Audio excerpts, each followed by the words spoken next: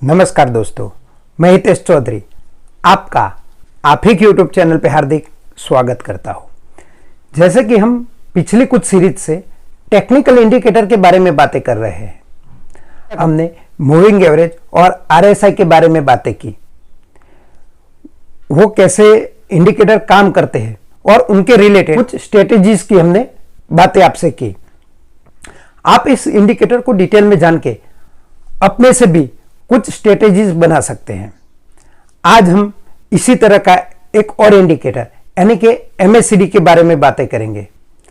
वैसे तो 200 से ज़्यादा इंडिकेटर हैं, लेकिन हम थोड़े बहुत ऐसे इंडिकेटर के बारे में बातें करेंगे जो ज़्यादा से ज़्यादा यूज़ में आते हैं और उनके रिलेटेड हम कैसे स्ट्रेटेजियाँ बना सकते हैं।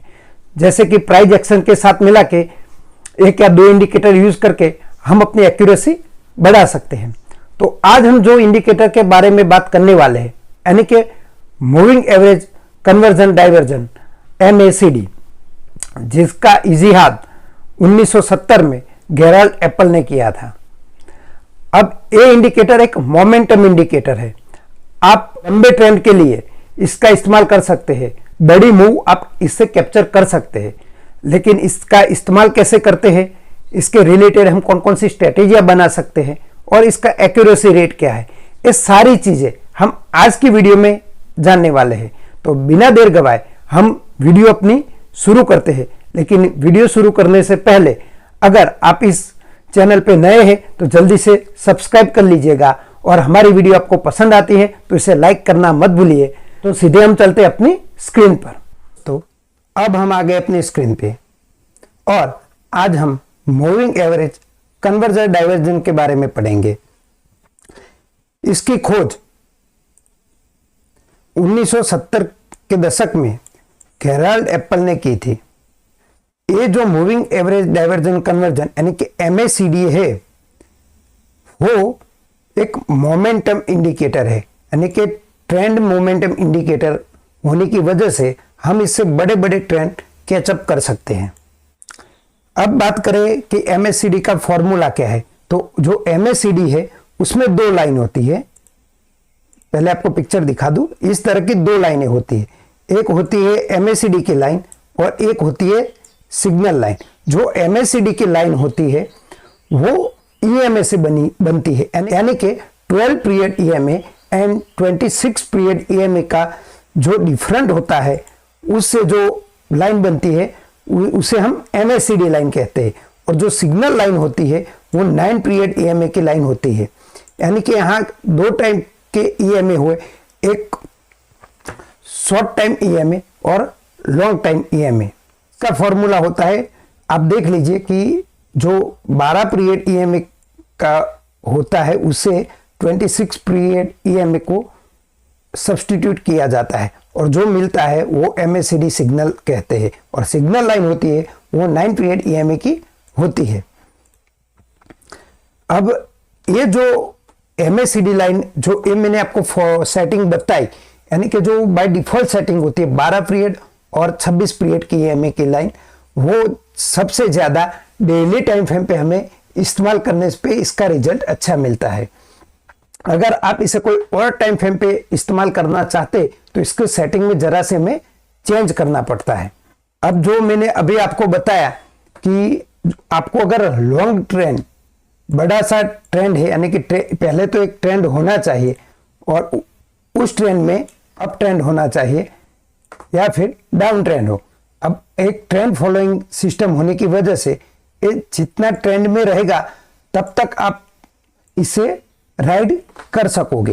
ये रहा चार्ट आपके सामने और इसका जो एमएसीडी है इंडिकेटर वो आप यहाँ क्लियर देख सकते हैं कि जब भी एक क्रॉस करता है, यानी कि इसकी अलग अलग मेथड होती है। एक डाइवर्जन होता है या क्रॉस जो एमएसीडी होती है, यानी कि फास्ट लाइन होती है, वो स्लो लाइन को जब क्रॉस करती है तब भी हमारा बाय या सेल सिग्नल बनता है, या फिर डाइवर्जन जब होता है तब भी हमारा बाय और सेल उसके हिसाब से हम लेते हैं। अभी जो लाइन आपके सामने आपको दिख रही है एमएसीडी, उसका सिर्फ MACD बाय या सेल के सिग्नल पे आप अगर काम करोगे तो इसकी एक्यूरेसी है 38%, यानी कि 100 में से 38 बार आप सही हो गए और 62 बार आप गलत हो गए, तो ये तो बहुत कम एक्यूरेसी हो गई।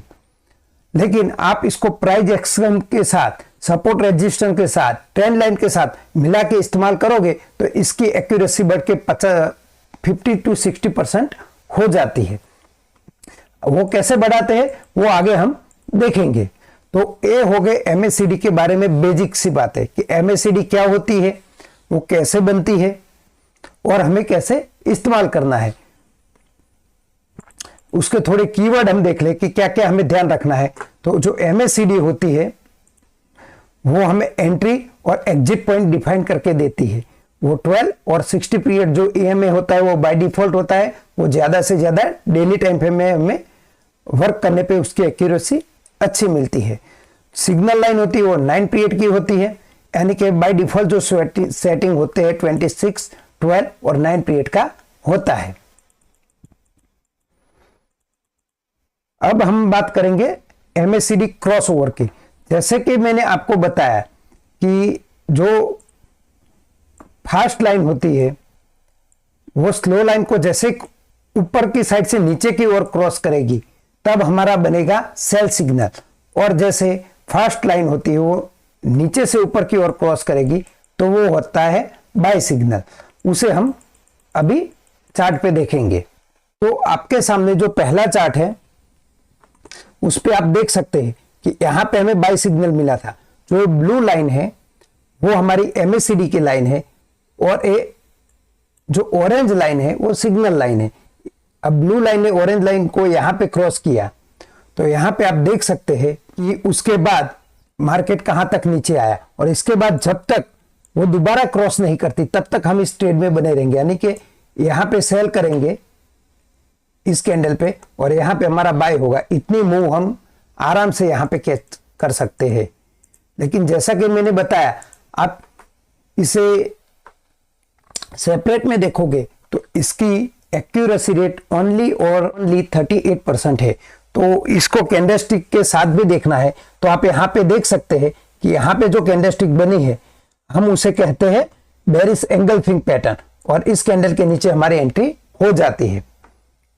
तो आप candlestick, support, resistance, trend line इसके साथ मिला के इसका इस्तेमाल करेंगे तो हमारी एक्यूरेसी बढ़ जाएगी। अब इसमें आप एक चीज देखिए कि जो MACD हिस्टोग्राम होते हैं वो भी हमें ट्रेड लेने में मदद करते हैं। वो कैसे, वो भी हम देख लेते हैं। इस तरह के हिस्टोग्राम होते हैं, इस तरह की लाइनें होती है। बीच में एक लाइन होती है जिसे हम बेस लाइन बोलते हैं, उसे 0 पीरियड कहते हैं। कुछ ऊपर इस तरह के बार बनते हैं, कुछ नीचे बनते हैं। अब जो ऊपर बार बनते हैं मान लीजिए हम उसे ग्रीन कलर दे दे, नीचे बार बनते हैं उसे हम रेड कलर दे दे। तो आप यहां पे देख सकते हैं, इसी चार्ट में हम देख लेते हैं। यहां पे आप देख सकते हैं कि ग्रीन बार है, ये डार्क है और फिर लाइट हो गए।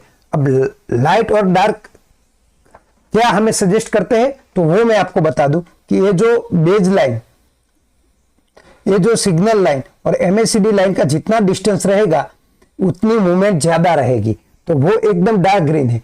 अब जैसे ही ये डिस्टेंस कम होता जाएगा तो ये भी जो बार के है, बार का कलर है वो भी हम चेंज होता रहता है। नीचे भी आप देख सकते हैं कि ये डिस्टेंस जितना बढ़ता रहेगा उस हिसाब से बार की साइज और कलर भी चेंज होता रहता है। अब यहां नीचे आते ही यानी कि जैसे चौपी बनता है मार्केट यहां से आप देखिए इतने में, तो बार का कलर भी चेंज रहेगा। यानी कि हिस्टोग्राम में जब हम डाइवर्जन पढ़ेंगे तो हिस्टोग्राम के डाइवर्जन भी देखेंगे और MACD का भी डाइवर्जन, दोनों डाइवर्जन एक साथ हम देखेंगे। लेकिन अभी हम क्रॉस की बात कर रहे थे तो आप यहां पे देखिए कि यहां पे हम जब बाहर निकलते थे तो इसके नजदीक में कोई कैंडलस्टिक पैटर्न बनता है तो यहां पर भी हमारी एंट्री हो सकती थी। यानी कि यहां पे आप एक कैंडलस्टिक पैटर्न ढूंढने जाओगे तो यहां पर भी आपको एक कैंडलस्टिक पैटर्न मिलेगा। अब यहां क्लियर कट कोई कैंडलस्टिक पैटर्न नहीं है अभी, लेकिन मिलेगा का मेरा मतलब क्या है ये जो चार्ट है वो डेली टाइम फ्रेम का चार्ट है। अगर आप 1 घंटे का 4 घंटे का टाइम फ्रेम पे स्विच करोगे तो वहां पे आपको कोई ना कोई कैंडलस्टिक पैटर्न मिलेगा, तो वहां पे आपकी शॉर्ट टाइम फ्रेम पे एंट्री बन जाएगी। तो इसे मल्टी टाइम फ्रेम पे भी हमें यूज करना है। आपके सामने अभी जो दूसरा चार्ट है वो वीकली टाइम फ्रेम का चार्ट है और ये अंबुजा सीमेंट का चार्ट है, यानी कि आप जाहिर सी बात है कि हमने इसकी सेटिंग चेंज कर रखी होगी। अब आप यहां पे क्रॉस ओवर देख सकते हैं, तो इसके वक्त क्रॉस ओवर के वक्त यहां पे एक इवनिंग स्टार पैटर्न बना था और उसके बाद मार्केट यहां तक नीचे आ गया। और एक हम एग्जांपल देख लेते हैं। ये अशोक लीलैंड का चार्ट है और ये भी वीकली चार्ट है, ये भी रिसेंट चार्ट है।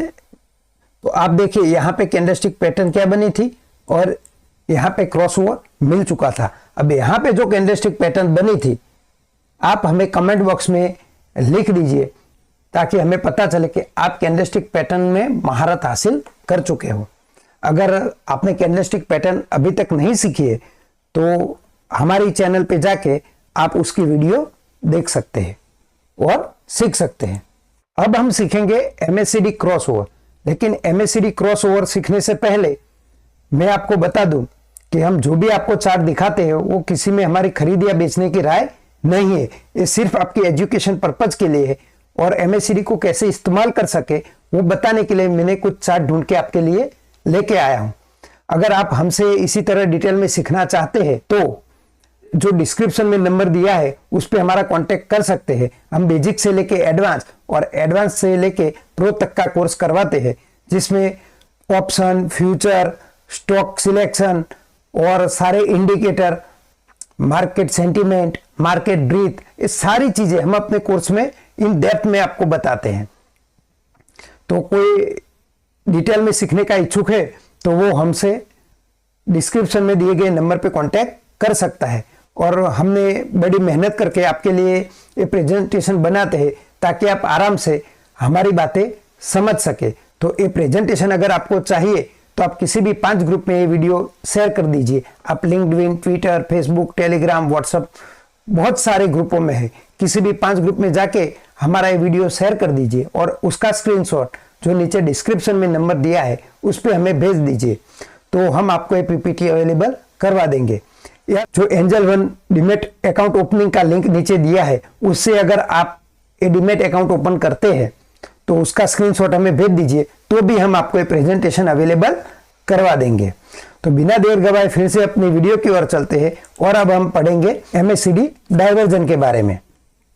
MACD डाइवर्जन क्या है? तो जब प्राइस और MACD एक दूसरे को फॉलो नहीं करते हैं तब MACD डाइवर्जन बनता है। जैसे कि प्राइस हायर हाई और हायर लो बना रही है तब MACD हमारा लोअर लो बनाने लगे, या जैसे हमने RSI में बताया था कि वो हायर हाई न बनाए तो भी हम उसे डाइवर्जन कहेंगे। तो जब भी MACD डाइवर्जन आपको देखने को मिले चार्ट पे और उसके साथ साथ कैंडलस्टिक पैटर्न, तो वहां पे आपको चौकन्ना हो जाना है। जैसे हम RSI पे सीखे थे कि जो RSI डाइवर्जन है वो हमें क्या बताते हैं, तो वो जो मोमेंटम है उसमें ब्रेक आया है वो हमें दिखाते हैं। MACD डाइवर्जन भी ठीक उसी तरह का काम करते हैं, यानी कि मोमेंटम जब ब्रेक आता है वो हमें आगाह कर देते हैं। कुछ एग्जाम्पल के द्वारा हम उसे सीखने का प्रयास करते हैं। आपके सामने जो HDFC लाइफ का चार्ट है, अब मैं आपको ये भी बता दूं कि मैंने इस प्रेजेंटेशन में जितने भी चार्ट बताए वो निफ्टी 50 के चार्ट है, यानी कि कोई छोटी कंपनी के चार्ट नहीं दिखाए। जो भी मूवमेंट है वो बड़ी कंपनी में आपको दिखाई है। और इतनी बड़ी मूवमेंट अगर आप MACD को साथ में लेके ट्रेड कर पा रहे हो तो आप समझिए कि आप इंडिकेटर में भी महारत हासिल कर चुके हो। जैसे यहां पे आप देख सकते हैं कि प्राइस हायर हाई बना रही है और जो हमारा MACD है वो लोअर लो बना रहा है, यानी कि यहां पे हमें डाइवर्जन देखने को मिला। डाइवर्जन के साथ साथ हमें यहां पे कैंडलस्टिक पैटर्न देखने को मिली, जिससे हम कहते हैं हैंगिंग मैन। और उसके बाद आप यहां तक का मूव ले सकते हैं। सीडी क्रॉसओवर के वक्त भी मैंने आपको एक बताना बात भूल गया था कि MACD क्रॉसओवर की अगर आपको एक्यूरेसी बढ़ानी है तो आपको क्या करना है, जो सेल ट्रेड है उसके लिए ये बेसलाइन से ऊपर क्रॉस होना चाहिए और बाय ट्रेड के लिए बेसलाइन से नीचे क्रॉस होना चाहिए। अगर आप इस तरह से फिल्टर करते हैं तो उसकी एक्यूरेसी और बढ़ जाएगी, यानी कि 5 to 6% एक्यूरेसी आपकी इसी चीज करने से बढ़ जाएगी। तो आपको यहां सेल करना है तो यहां क्रॉस ओवर भी मिला, डाइवर्जन भी मिला, तो आप यहां पे सेल कर सकते हैं। लेकिन हमें इंडिविजुअल में इंडिकेटर का इस्तेमाल नहीं करना है। इसके साथ साथ प्राइस एक्शन यानी कि कैंडलस्टिक देख लीजिए, सपोर्ट रेजिस्टेंस भी हम देख सकते हैं। चलो आज दूसरा चार्ट देखें। ये चार्ट है रिलायंस का, इसमें भी हमें डाइवर्जन देखने को मिला था। उसके साथ साथ हमें एक एंगल्फिंग पैटर्न भी यहां देखने को मिला और उसके बाद हम मार्केट आप देख सकते हैं। तो ये हो गई कुछ MACD के बारे में बातें। अब हम MACD को मूविंग एवरेज के साथ मिला के और बढ़िया स्ट्रेटेजी बना सकते हैं। MACD को हम पिवट पॉइंट के साथ मिला के एक अच्छी सी स्ट्रेटेजी बना सकते हैं। अगर आप चाहते हैं हम इस पे और डिटेल में आपके लिए और स्ट्रेटेजियां लेके आए तो आप हमें कमेंट बॉक्स में कमेंट कर दीजिए, तो हम जरूर से आपके लिए इस टाइप की वीडियो बनाते रहेंगे। अगर कमेंट बॉक्स में कम से कम